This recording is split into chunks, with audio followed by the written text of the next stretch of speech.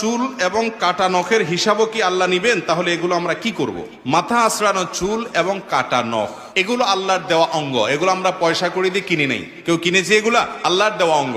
অতএব ই আমানত চন্দে রোজে নজদে মাস্ত দর হাকিকত মালিকে হর শাই আল্লাহ।